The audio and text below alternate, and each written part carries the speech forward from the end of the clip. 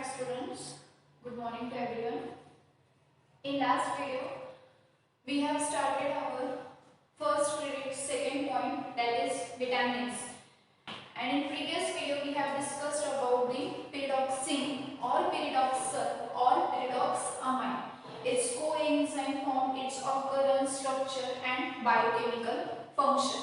We'll quickly revise about the pyridoxine or pyridoxamine. Occurrence: it is naturally found in plants. The main source are cereal grains. Okay, the main it is distributed in rice, wheat, jawar, bajra. Next, its structure. The three structures we have shown, and the three structures were interconvertible. Is pyridoxine can be converted into pyridoxal. Pyridoxal can be converted into pyridoxamine. The coenzyme or the active form in pyridoxine was pyridoxal phosphate, okay, which gives the ATP, which results in the formation of the ATP. And next we have shown the biochemical function. In biochemical function we have discussed mainly two reactions: transamination reaction and decarboxylation reaction. Okay, third was condensation reaction. So these three. The main point is structure, occurrence and biochemical function of 6 vitamins. Now your second vitamin is vitamin B3, which is also known as niacin or nicotinamide. Okay, it is also known as PP factor. PP factor means pellagra prevention factor. Pellagra is what? Pellagra is the disease which is caused due to the deficiency of this vitamin B3. It is known as the PP factor, pellagra preventive factor. Why it is known as pellagra preventive factor? Because when we consume the food which contains this niacin or vitamin B3, there is no chances to cause the disease pellagra. Okay, we will see what are that disease and how it occurs, what are actually symptoms. We will go through our syllabus point. First is occurrence. Now occurrence of this vitamin B3 is generally and commonly found in the yeast. The rich source is yeast. As in vitamin B6 we saw that the rich source were cereal grains, right? Here the rich source is vegetable, fruits. It is also found in cereal grains but in the less amount. But the rich source is vegetable, fruits. Okay? And this vitamin B3, it is very rarely, or we can say it is very rarely or negligibly it is present in the egg or meat. It's not, this vitamin is not present in the egg or the meat. Okay, so that point also you can add in exceptional of the occurrence. Okay, it is commonly found in the yeast, vegetable and fruits. These are the rich sources. It's not found in the meat or the egg. Next, if we will see the structure of the vitamin B3 or niacin, it is also, there are many names: nicotinic acid, nicotinamide, niacin, vitamin B3, PP factor, that is pellagra prevention factor. Now this is the general structure. In the ring, it contains the nitrogen atom and carboxyl group is attached. When to this ring carboxyl group is attached, it is known as nicotinic acid. And when the hydroxyl group is been removed from this structure, OH group is been removed from this structure and amino group is been added, then it is named as the niacin or nicotinamide. Same structure, just there is removal of the hydroxyl group and addition of the amide group. Okay, it is known as the niacin or nicotinamide. This is the general structure. That both the points are like, first is both the points are included. Nicotinic acid, which contains carboxyl group, and second one is removal of the hydroxyl group and addition of the amide group, that is niacin or nicotinamide. This is the structure. Okay, you have to draw both this structure, occurrence and structure. These 2 points we have discussed up till now. The last is biochemical function of vitamin B3 or niacin. Now, the biochemical function here it has been included. When we consume the food which contains this vitamin B3, definitely it is going to give you energy in the form of ATP. The glycolysis cycle has been carried out. Food. There are many reactions between that. In second year, you have studied that reaction. Food is directly converted into the glucose. That is, energy has been released. This is the biochemical function.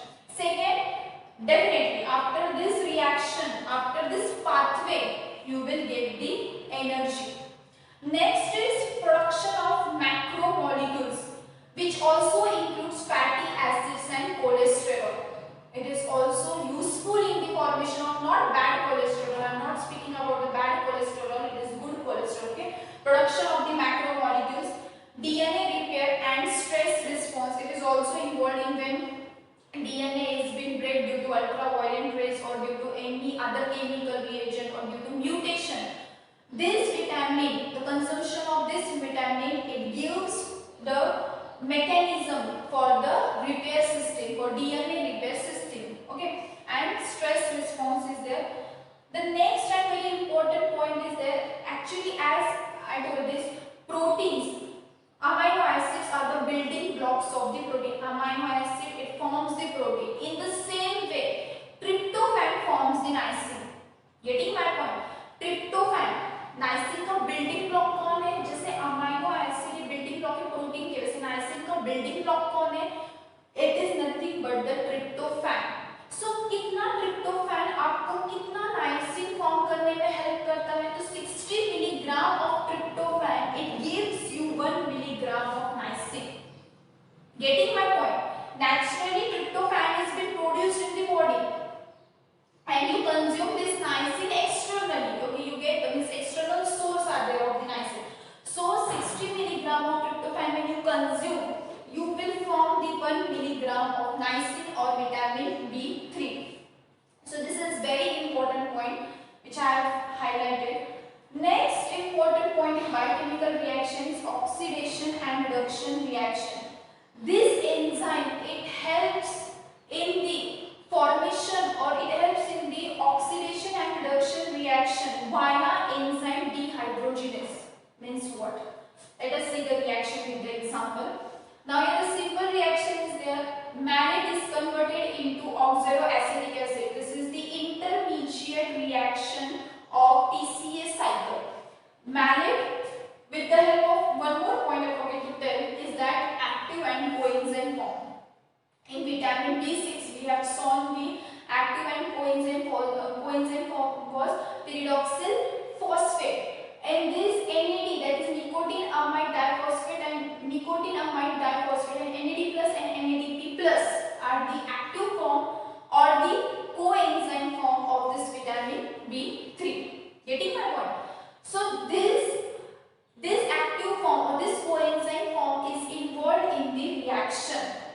As I told you in earlier video, directly vitamin involved नहीं होता, उसके coenzyme या active form involved होते हैं, वो sufficient होते हैं reaction carry out करने के लिए. Getting my point? Now this mannate, with the help of this coenzyme or active form, is being converted into oxaloacetic acid.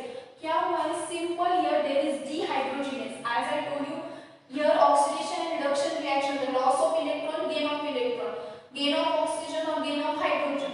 Okay, this both the processes are being carried out simultaneously. Now here hydrogen is being removed by the enzyme dehydrogenase and there is formation of oxaloacetic acid. Same structure होगा, सिर्फ यहाँ से ये hydrogen, ये दोनों hydrogen क्या होंगे? Remove होंगे and बैलेंस satisfy करने के लिए there will be like this structure COO, C double bond O, CH2, COO. This is formation of oxaloacetic acid. Just there is removal of hydrogen to satisfy the balance. We have put up the double bond CH2, C double bond O, oxaloacetic acid. So this is the main reaction of biochemical function, that is it is involved in the oxidation reduction reaction with the help of coenzyme NAD plus and NADP plus. You can also draw the structure of NAD plus and NADP plus. Okay, in the coenzyme form or in the structure form. As you will draw the structure of nicotine amide or niacin, at the same time you have to write the coenzyme and the active form and draw the structure of NAD plus or NADP plus. Okay, so this is the biochemical function. Now the consumption of this vitamin on what amount or on what contractory this consumption is important. So adult in male, adult male consumption must be 15 to 20 milligram per day.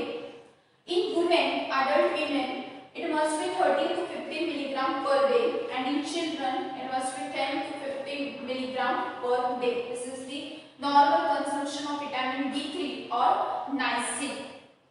Next I want to tell, if the consumption is not appropriate, then what it may cause? The question mark is there.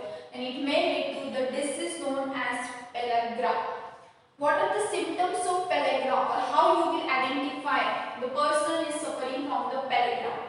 The very highlighted symptom is there is infection of the skin. Okay, there are patches, there are formation of patches onto the skin layer, that you can say cutaneous infection. Okay, so there is black tongue, formation of tongue becomes black. Okay, and there are actually the symptom black, the coloration of black tongue is very rare, but general symptoms are skin rashes, or there is itching onto the skin. Second is it may also lead to the hemorrhagic infection, is like bleeding. It may cause the bleeding, sudden bleeding. Okay, so that is the pellagra. Mostly it involves the skin infection, dermal infection. Sometimes it may cause the headache or redness onto that area. Weakness may cause. So that are the, it is just due to the infection onto the skin. So the other symptoms are being seen. So that is the pellagra. Next, 3D. 3D, it is general term to define the infection caused by the deficiency of this vitamin B3. First, D stands for dermatitis, the skin, infection of skin. When suffix tis is involved, that is TIS, when suffix this is involved, there is infection. Infection of the, that is infection of skin. Next is dementia. Dementia means what? It is nothing but confusion. The person has been confused, he is not stable, the person has been confused, he is unable to take the decisions. So that is the dementia. And third is the diarrhea, loss of water from the body part, from the intestine, that is the diarrhea. And in rare cases, 4D is also being there. Definitely last D is stands for death.